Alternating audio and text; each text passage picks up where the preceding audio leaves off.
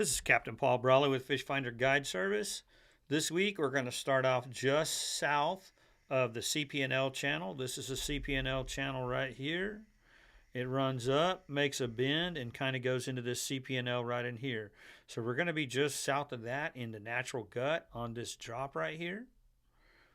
All along this east drop, right through here, there will be scattered speckled trout and a few redfish.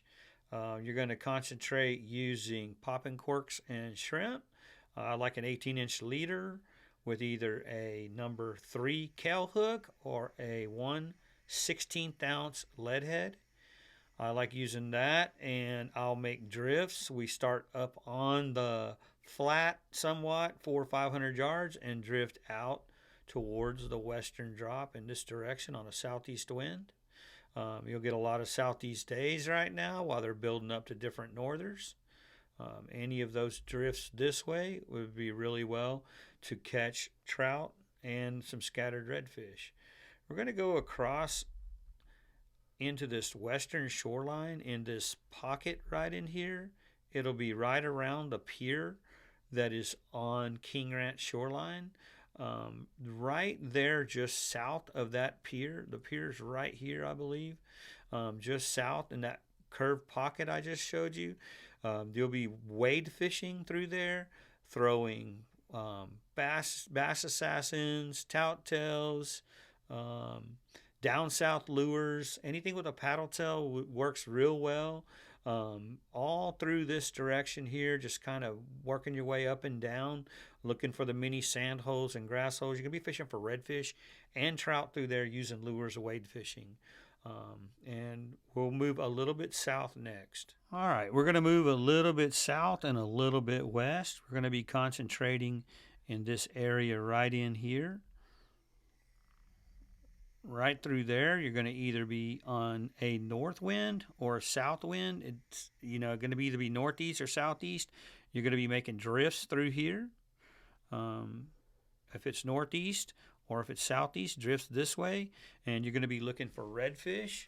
I would stay in the boat on these drifts, make real long drifts, throwing paddle tails, Norton eels. Down south lures are real good. Just switch out your colors. I like darker colors on cloudy days and brighter colors on sunny days. And so I would just be making long drifts through here, 20, 30, 40-minute drifts, and you're going to be looking for redfish all through there. While you're fishing for the reds, you are going to pick up some nice keeper trout. But that area right there, which would be between the Pure Oil Channel and what we call the humps right here, that area there is holding some redfish right now, so it could be pretty productive for you guys. If you come across Pure Oil Channel and you come up here on this east drop right in here, there's kind of a pocket. There's scattered sand holes all through here. That's an area you can set up and make either small drifts with lures or use popping corks and shrimp and kind of drift for this drop back and forth through here. And looking for trout, and there's some bull reds through there, some oversized reds you can catch. But that area seems to be productive for keeper trout and some scattered oversized redfish. All right, we're going to move a little further south right now. We're going to be looking at these humps and points right through here off the King Ranch shoreline. That would be a good wade right now using bass assassins, corkies, down south lures, any Berkeley gulps you can find that have paddle tails, power baits. All through there is holding trout and redfish, but a lot of redfish tighter to the shores around those points.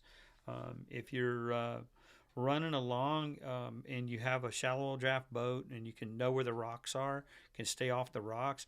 When you're running along, you'll be able to see the reds smoke out from the bottom. They'll be running out. Good to circle back, kind of give it a couple minutes, and maybe get out and start making your wades through here. There's quite a bit of reds and trout all around there. The trout are out here in this waist deep water, and the reds are tighter up here in this knee deep water. Although you might pull a really big trout out anywhere within that zone of that knee deep water. But that area there seems to be holding decent redfish, especially a little earlier in the day, and then also some speckled trout. I would just be lure fishing and wading in that general area only. Okay, last but not least this week, let's not forget about our spoil islands. We're going to be looking at the ones just south of Pure Oil, all through here and all through this area. Both sides of these spoil islands are nice to either set up and throw cut bait for reds back towards the island, or get out and wade between all those piers, kind of make you a wade through there. The wade fish has been producing some pretty nice trout on lures, and like I said, if you set up with cut bait, either be cut mullet, cut skipjack. I'm kind of weaned off the sardines and the shad right now. So I'm really looking more towards cut mullet and cut skipjack through any of those areas. If you'll just set up, be patient, throw in the sand holes, wait. I'm just free lining all that cut bait on like a number 5 kell hook. And otherwise, I'm waiting. I'm using down south lures. I'm using Bass Assassins. I'm using Berkeley Gulps all through these fronts and backs of these spoils, in between the piers and the little cuts that go in between these islands, all in through there. And I'm picking up some pretty nice redfish and some scattered trout. And now and then, you have to let them go, a flounder. This time of year, we're not keeping flounders. But anyway, you guys have good luck and be courteous to each other, and we'll see you next time.